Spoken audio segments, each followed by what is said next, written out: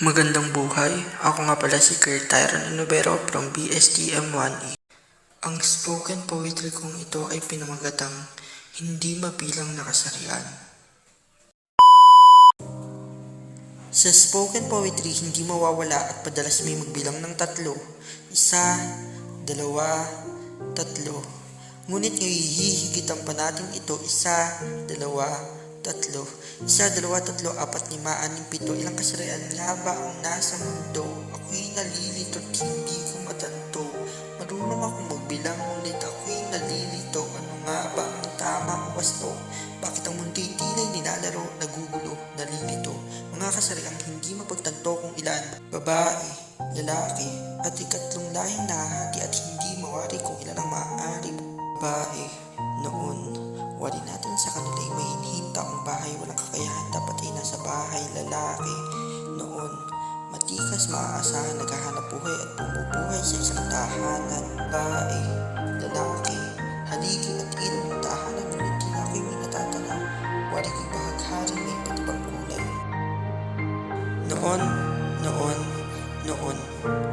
Palaging ipinaparis ang noon sa ngayon, kesyo noong unang panahon, dalawang kasarian lamang ang dapat, at pag iba ang iyong nararamdaman, ikaw ay salot sa lipunan.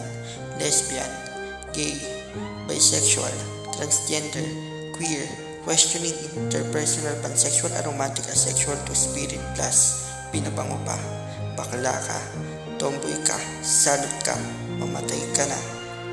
Insultong binabato sa mga taong kala mo perpekto. Kung makapintas ay wagas, kala mo'y wala ng bukas. Nung nagnanais ka ng pantay ng mundo, ang taong kung naiti mo ay masamang masahayong na palabi sa kanto. Wala talagang patas sa mundo, magpababae, lalaki, o parte ng ikatlong lahi. Mapanghusga ang mga tao, mahilig silang mga insulto, at kinamay sila ng kumpleto pag nakakasama ng damdamin ng kapwa nila tao. Matalim ang dila, kaya gamitin sa tama. Hindi mo alam yung taong nilalait mo na kulang na lang ilamunin mo ng buo ay gusto pa lang sumuko sa hirap na dinaranas ng hindi makatarong ng mundo.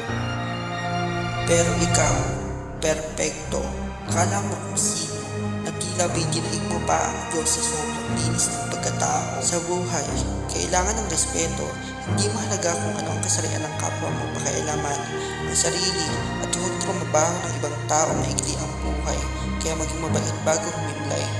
Mabait siyang nilalait mo, pero pag ikaw nakahanap ng katapat mo at binigwasan ka, tulog ka panigurado. Ikalat ang pagmamahal, hindi pang lalait at pagpapalaganap ng hindi mabuting asal o piliin magkaroon ng tulahin, bumanga at maging positibo sa lahat ng aspeto. Hindi ka naman inaanong ng tao, pero pinagkihilan mo pa ng kala. Kumuha ka ng bato at ipukok mo sa ulo mo, pero biro. Bago ka na, ang sa gabi hayahay ang buhay at pareho kayong magtagumpay. Kaya ngayon pala, bumawat ka na. Tao din sila, kaya respetuhin sila. Gusto mong respetuhin ka, matuto ka respeto kung ba't tama ka.